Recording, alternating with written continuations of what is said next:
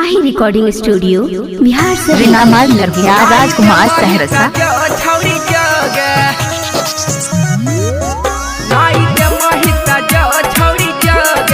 आप सुन रहे हैं युवा स्टार अखिलेश लाल यादव। शिव मंदिर शर्मा चौक बरियापुर। संतोष बाबू अंशु कुमारी अंशु माल इकाई।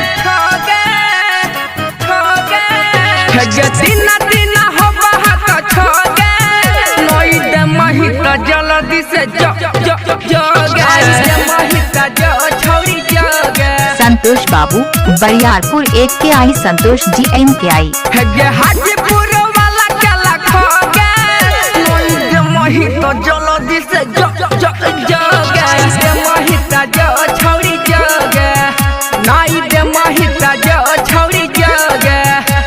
अंशु कुमारी अंशु बरियापुर पश्चिम टोला। संतोष राज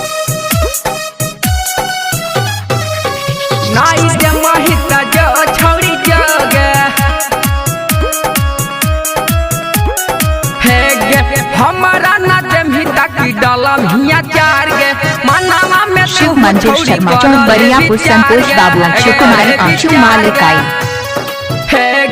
हमारा ना देमिता की डाला मिया चार गे मनावा में तू छौड़ी करले विचार गे करले विचार सभेला हाथ शरम दे तू धोगे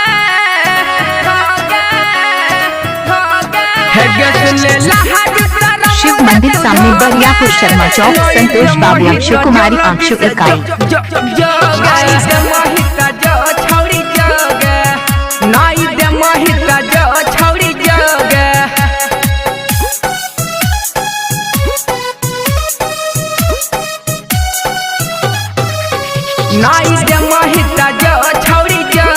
रिनामाल नरगिया राजकुमार सहरसा।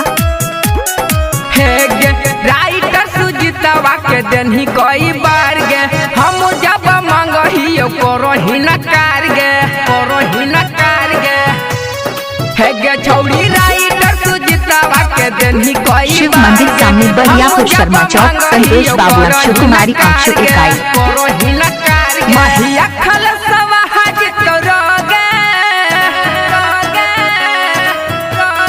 हे गे छौड़ी खल शिव मंदिर शर्मा चौक बरियापुर। संतोष बाबू अंशु कुमारी अंशु माल इकाई।